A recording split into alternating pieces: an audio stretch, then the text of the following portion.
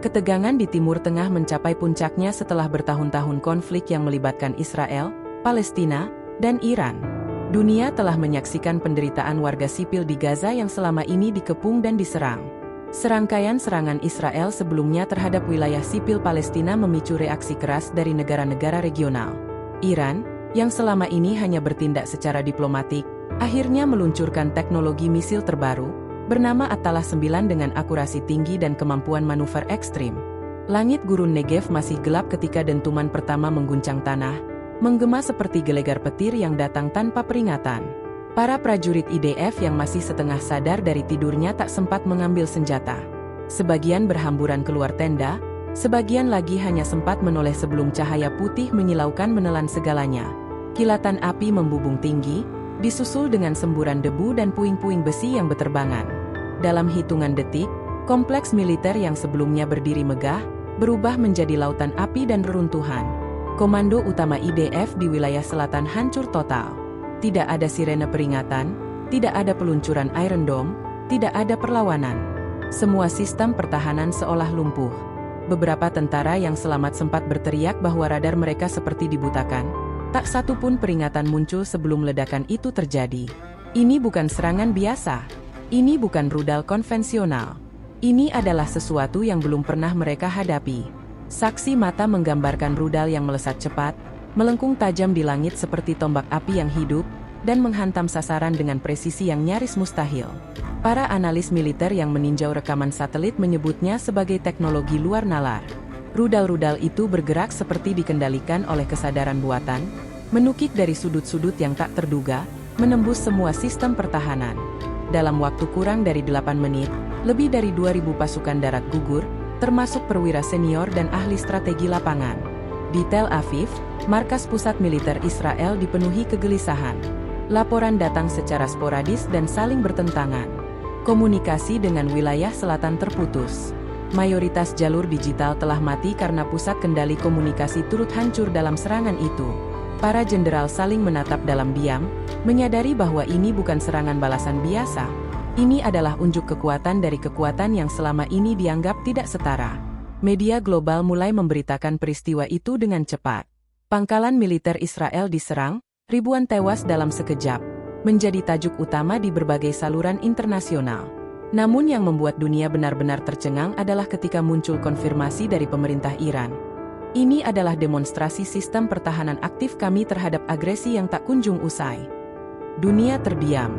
Dunia yang selama ini melihat penderitaan di Gaza, kini menyaksikan sesuatu yang tak pernah terbayangkan. Ketakutan berpindah arah. Di jalan-jalan Gaza, malam itu, tidak terdengar sorak-sorai. Hanya suara azan dan tangis haru dari para keluarga yang kehilangan selama bertahun-tahun. Bukan karena balas dendam, melainkan karena untuk pertama kalinya, mereka merasa dunia mungkin mulai memahami bahwa ada batas bagi kesabaran dan keadilan yang tertunda. Beberapa warga memeluk satu sama lain, menatap langit yang kini sunyi, dan berbisik. Mungkin ini bukan akhir, tapi ini awal dari jawaban doa-doa kami. Sementara itu, seorang tentara muda Israel yang selamat dari reruntuhan duduk sendiri di atas tumpukan puing. Seragamnya berlumuran darah dan debu. Ia menggenggam foto keluarganya sambil menatap kosong ke arah langit. Di sekelilingnya hanya kehancuran dan tangisan yang tak terdengar. Dalam hatinya, ia mulai bertanya, apakah semua ini karena pilihan-pilihan yang selama ini tak pernah kami pertanyakan? Malam itu menjadi catatan baru dalam sejarah Timur Tengah. Serangan yang tak terduga, korban yang tak terhitung, dan pertanyaan-pertanyaan besar yang mulai menghantui semua pihak. Apakah ini hanyalah awal dari kekuatan baru? Atau apakah ini pertanda bahwa dunia sedang berubah? Bahwa suara yang selama ini dibungkam, akhirnya mulai bergema? Asap tebal masih menggantung di atas Negev ketika dunia mulai menyadari bahwa ini bukan sekadar serangan rudal, ini adalah pesan. Beberapa jam setelah ledakan pertama, rekaman drone dari media internasional menunjukkan pemandangan mengerikan. Kendaraan tempur terbakar, tenda-tenda militer hangus, dan puluhan helikopter yang terparkir diam membisu dalam kehancuran. Tak ada satupun balasan yang keluar dari pihak Israel. Semua tampak lumpuh, baik secara militer maupun psikologis. Di ruang operasi darurat di Tel Aviv, para jenderal masih berusaha menyatukan pecahan-pecahan informasi. Salah satu analis siber melaporkan bahwa rudal-rudal Iran dilengkapi teknologi navigasi optik yang sepenuhnya independen dari sinyal satelit atau radar. Itu sebabnya sistem Iron Dome tak mampu mengenali atau mengantisipasi arah datangnya. Sebuah keheningan panjang menyelimuti ruangan ketika seorang perwira senior berbisik lirih. Kita kalah, bahkan sebelum kita tahu apa yang sedang kita hadapi. Di Teheran, pidato resmi dari pemerintah Iran disampaikan tanpa emosi, namun tegas. Mereka menyatakan bahwa serangan tersebut adalah tanggapan atas agresi sistematis terhadap rakyat tak berdosa yang telah berlangsung selama puluhan tahun. Tak ada ancaman lanjutan, tak ada glorifikasi. Hanya pernyataan dingin yang menyiratkan satu hal. Mereka bisa melakukannya lagi kapan saja. Dunia pun terdiam, dan untuk pertama kalinya, banyak negara tidak mengecam Iran, tapi justru mempertanyakan langkah-langkah Israel selama ini. Di media sosial, narasi mulai berbalik. Video penderitaan warga Palestina yang selama ini terabaikan, kini kembali beredar. Warga dunia mulai menyambungkan titik-titik.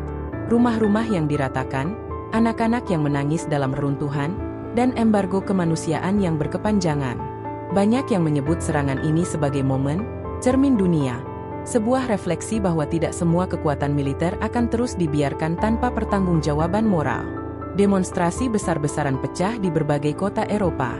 Ribuan orang berkumpul dengan membawa poster bertuliskan, "Ini bukan terorisme, ini keadilan yang ditunda." Dan, berapa lama lagi dunia akan buta?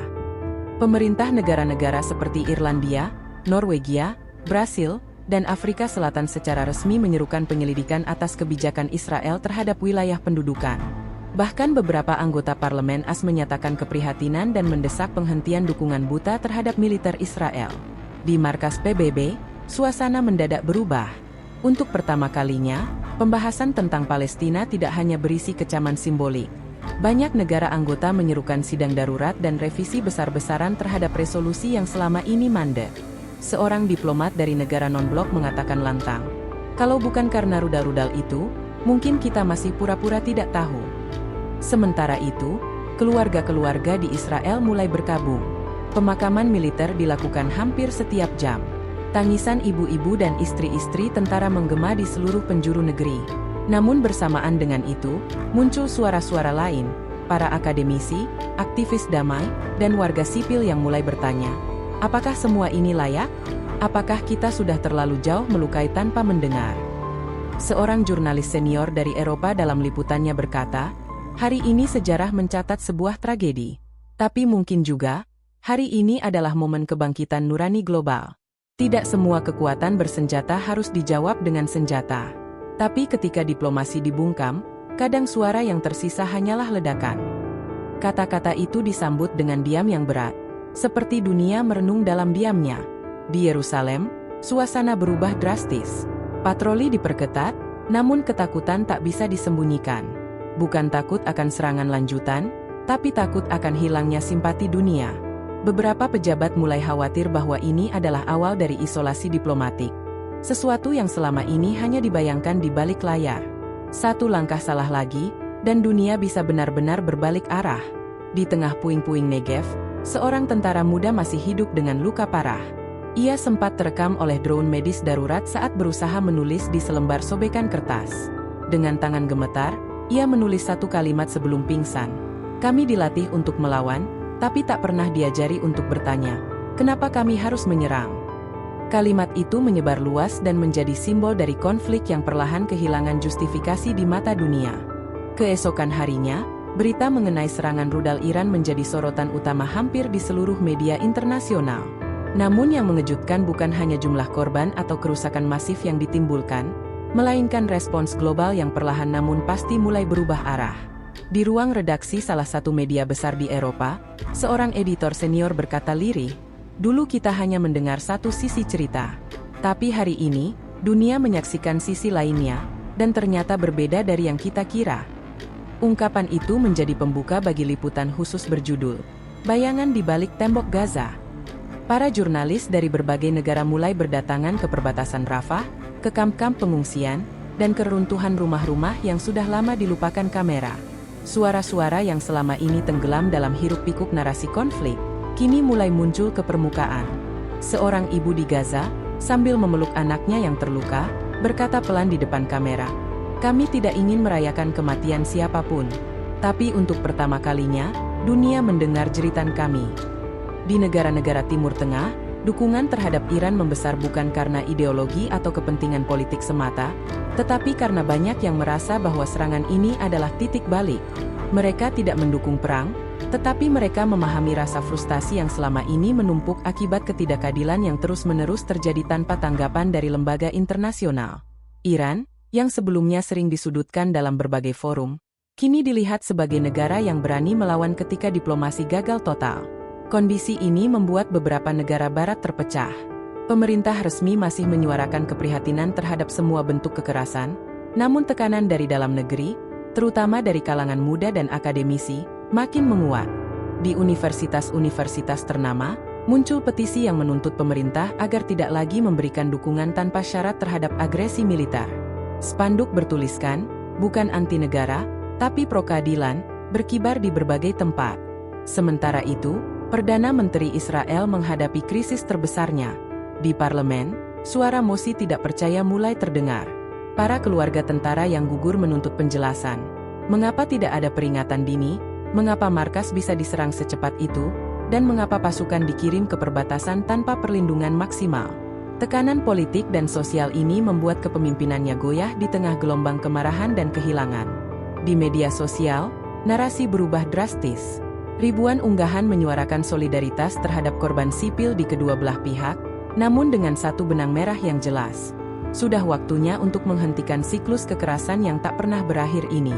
Muncul banyak kutipan dari para tokoh kemanusiaan, dari Mandela hingga Gandhi, mengingatkan bahwa penindasan dalam bentuk apapun, pada akhirnya akan memancing perlawanan dalam bentuk yang tak terduga.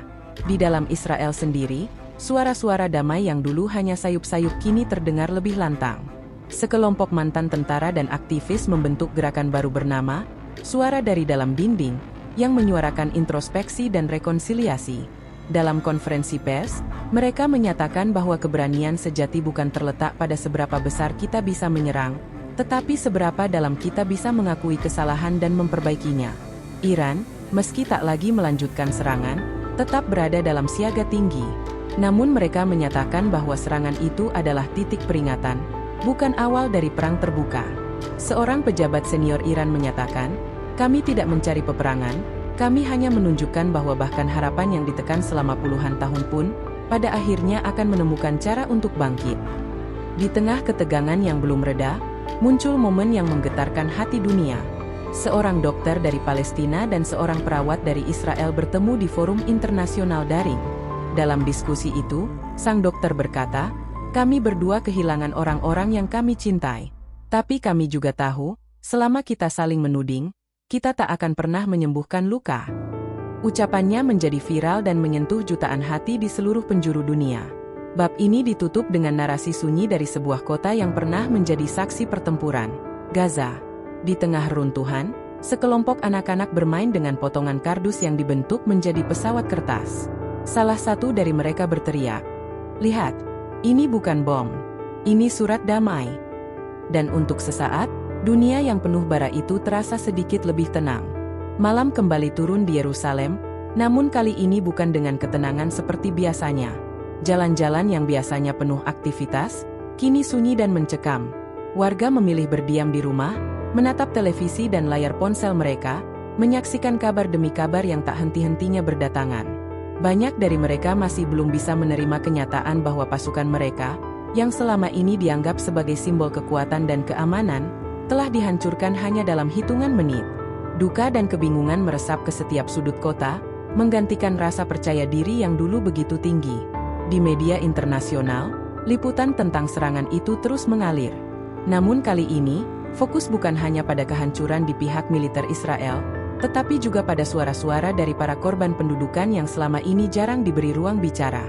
Wartawan dari Asia, Afrika, dan Amerika Selatan mulai menggali lebih dalam tentang realitas di Gaza, tepi barat, dan pengungsian-pengungsian yang tak terhitung jumlahnya. Mereka menemukan kisah-kisah memilukan, keluarga yang kehilangan rumah bertahun-tahun, anak-anak yang tak pernah mengenal damai, dan generasi muda yang tumbuh dengan luka yang diwariskan. Di markas besar PBB, sebuah pernyataan mengejutkan disampaikan oleh Sekretaris Jenderal. Ia menyatakan bahwa konflik ini telah mencapai titik yang melampaui batas kemanusiaan dan menyerukan dibentuknya tim investigasi independen untuk mengkaji ulang seluruh kebijakan terkait konflik yang telah berlangsung puluhan tahun. Delegasi dari berbagai negara menyambut pernyataan ini dengan tepuk tangan, sebuah pemandangan yang selama ini langka jika berkaitan dengan isu Timur Tengah.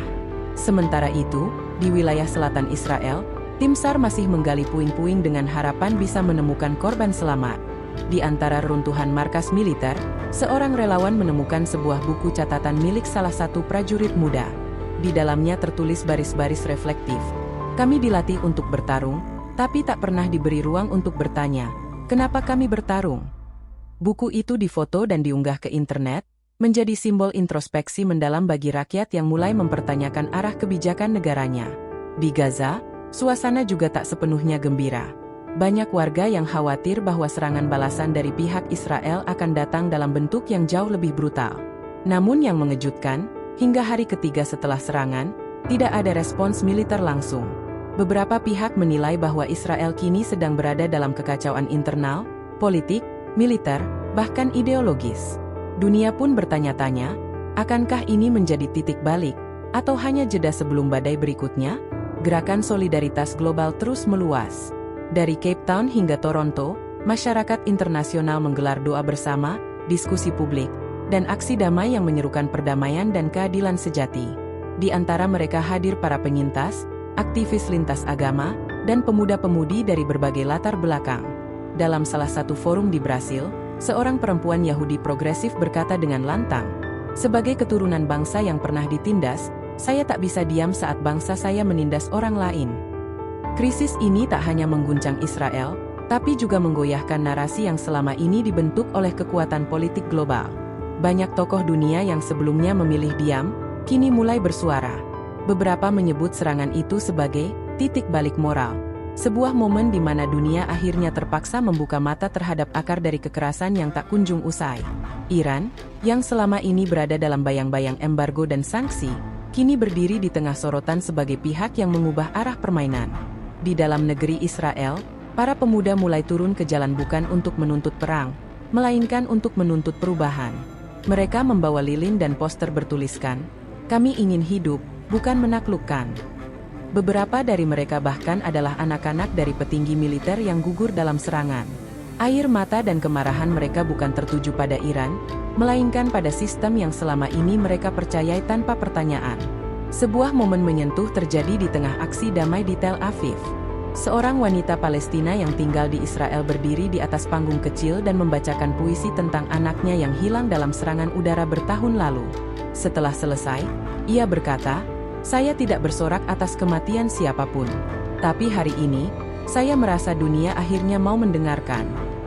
Kalimat itu menggetarkan hadirin, membuat banyak dari mereka meneteskan air mata. Perubahan tidak datang seketika. Namun malam itu, di banyak belahan dunia, jutaan orang tidur dengan satu pemikiran yang sama. Bahwa mungkin, untuk pertama kalinya, harapan akan keadilan di tanah yang lama dilanda luka ini tidak lagi sekadar impian. Bahwa barangkali, dari puing-puing rudal dan ratapan kehilangan, benih perdamaian benar-benar bisa mulai tumbuh. Matahari pagi perlahan menyinari langit Gaza, membawa sinar lembut ke tanah yang selama bertahun-tahun hanya akrab dengan debu dan ledakan. Namun hari itu berbeda. Tak ada suara pesawat tempur, tak ada deru tank, tak ada sirine yang memecah udara. Sebagai gantinya, terdengar alunan doa dari masjid, gereja, dan rumah-rumah kecil yang bersahaja. Warga berkumpul di lapangan terbuka, bukan untuk mengungsi, tapi untuk berdoa bersama, memohon agar ketenangan ini bukan hanya jeda, melainkan awal dari sesuatu yang lebih besar, perdamaian. Di perbatasan utara Israel, seorang komandan IDF berdiri dalam diam memandangi kawanan burung yang terbang rendah. Ia mengenakan seragam lengkap, namun ekspresinya bukan marah, melainkan lelah.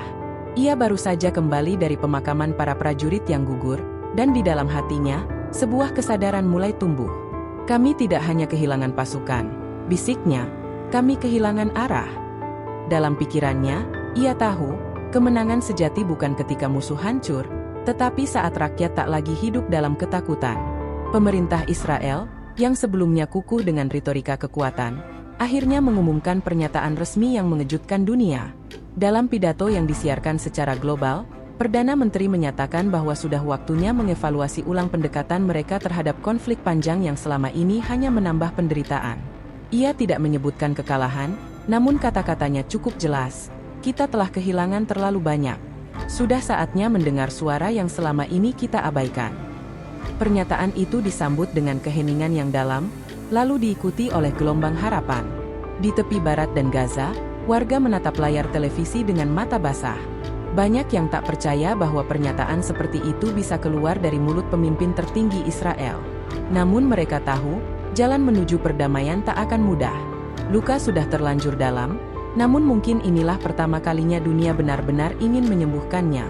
Di Teheran, suasana juga tenang. Iran mengumumkan bahwa mereka tidak berniat melanjutkan eskalasi militer, selama pihak Israel benar-benar menunjukkan niat untuk menyudahi pendudukan dan membuka jalan bagi kemerdekaan Palestina. Kami tidak ingin perang, kata salah satu pejabat senior Iran. Kami hanya ingin dunia tahu bahwa ketidakadilan, jika dibiarkan terlalu lama, akan menemukan cara untuk membalas, bukan dengan kebencian, tapi dengan peringatan. Forum internasional di Jenewa digelar secepat mungkin. Negara-negara dari berbagai belahan dunia hadir bukan hanya untuk menengahi, tapi untuk ikut bertanggung jawab. Banyak yang mengakui bahwa pembiaran selama ini adalah kesalahan kolektif.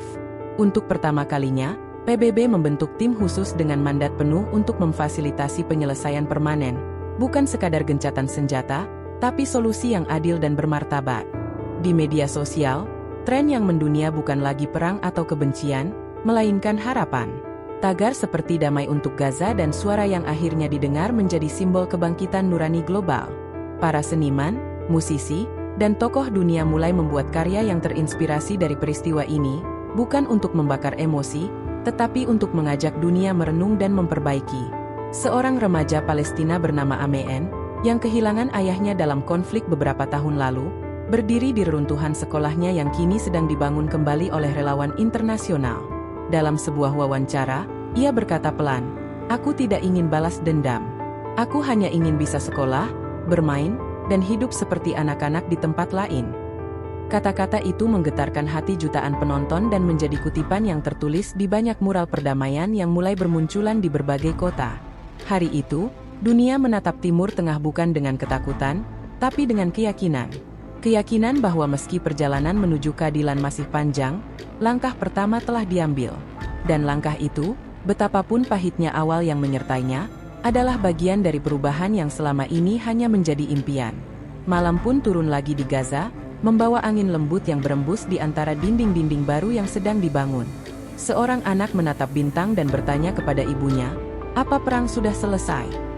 Sang ibu memeluknya dan menjawab pelan, "Mungkin belum, tapi hari ini, dunia sudah mulai mendengarkan. Dan itu, cukup untuk kita berharap."